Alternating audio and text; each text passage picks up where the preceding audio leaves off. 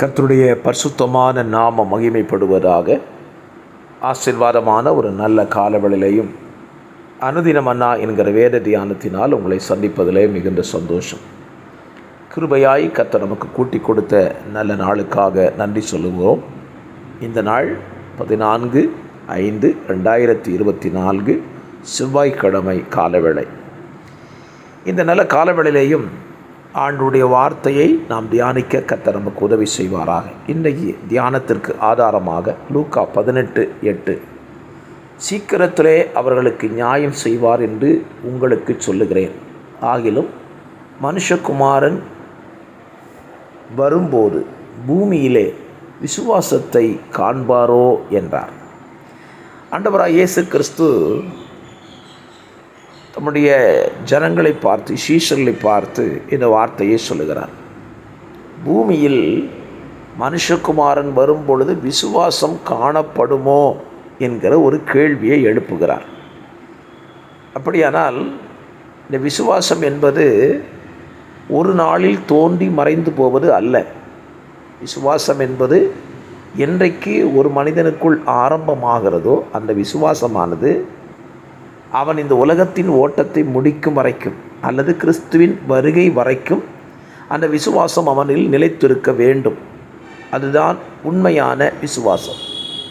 இன்றைக்கு நம்மிடத்தில் இந்த விசுவாச குறைவுகள் ஏராளம் ஏற்பட்டிருக்கிறதை நம்மால் அறிந்து கொள்ள முடிகிறது.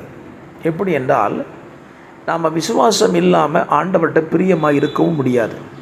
விசுவாசம் இல்லாமல் ஜெபித்தாலும் வேஸ்ட்.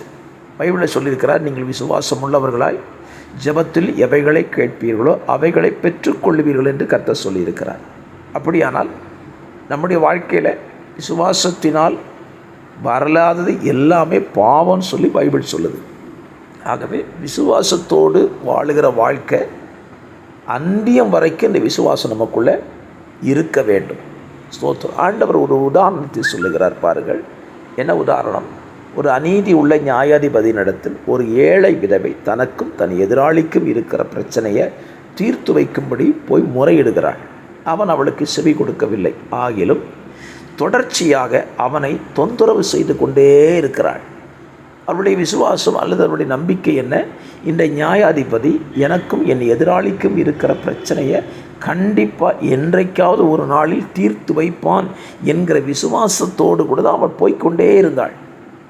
பாருங்கள், வேதத்தில் ஆண்டு சொல்கிறாரு, அவனுக்கு மனசு இல்லை, ஆனாலும் அவன் சொல்கிறான், இவள் என்னை தொந்தரவு செய்யாதபடி இவளுக்கு நான் நியாயம் செய்வேன்.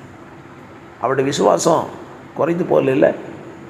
அதை சொல்லிட்டு தான் சொல்கிறாரு, இரவும் பகலும் கூப்பிடுகிற தம்மால் தெரிந்து கொள்ளப்பட்டவருடைய விஷயத்தில் நீடிய பொறுமை உள்ளவராயிருந்து அவளுக்கு நியாயம் செய்யாமல் இருப்பாரோ? இரவும் பகலும் அவரை கூப்பிடுறோம். ஆண்டவர் சொல்கிறார், நீ கூப்பிடுற இல்லை, நான் உனக்கு நியாயம் செய்யாமல் போயிடுவேனா? அப்படின்னா என்ன சொல்கிறாரு? நீ என்னை கூப்பிடுறது நல்லது, ஆனால் கூப்பிடுற காரியத்தில் விசுவாசத்தோடு இரு, விசுவாசத்தோடு கூப்பிடு, விசுவாசத்தை விட்டுறாத அப்படின்னு சொல்லி தான் நமக்கு இந்த உதாரணத்தை சொல்கிறார். என்னை கேட்குற அருமையான கர்த்தருடைய பிள்ளைகளை, உங்கள் வாழ்க்கையில் நீங்கள் எந்த காரியத்துக்காக ஆண்டவர்கிட்ட ஜெபிக்கிறீங்களோ அதை விசுவாசத்தோடு ஜெபம் பண்ணிக்கிட்டே இருங்க. விசுவாசத்தை மட்டும் விட்டுறாதீங்க.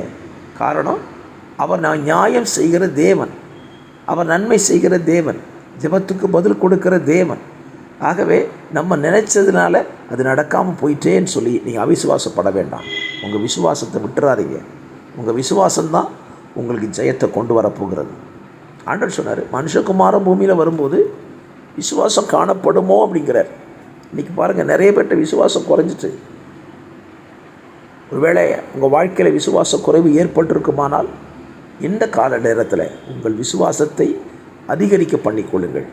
நிச்சயமாக நீங்கள் ஜெபிக்கிற வேண்டிக் கொள்ளுகிற எல்லா காரியத்திற்கும் பதில் உண்டு, பதில் நிச்சயம் செய்வார். விசுவாசிக்கிறீங்களா? ஜெபம். பரிசுத்த பிதாவே, இந்த காலவெளியிலே எங்களிடத்தில் நீங்கள் எதிர்பார்க்கிற அந்த விசுவாசம் எங்களை நிலைத்திருக்க உதவி செய்யுங்க. விசுவாசம் குன்றி போகாதபடி விசுவாசத்தில் பலனடைந்து வளர்வதற்கு எங்களுக்கும் வார்த்தையை கேட்கிறோம். பிள்ளைகளுக்கு அனுக்கிரகம் செய்யும். இயேசு இரட்சகர் நாமத்தில் தாழ்மையோடு ஜெபிக்கிறேன். ஜெபம் கேளும் நல்ல பிதாவே. ஆமேன், ஆமேன். கர்த்தர் உங்களை ஆசீர்வதிப்பார். ஆமேன்.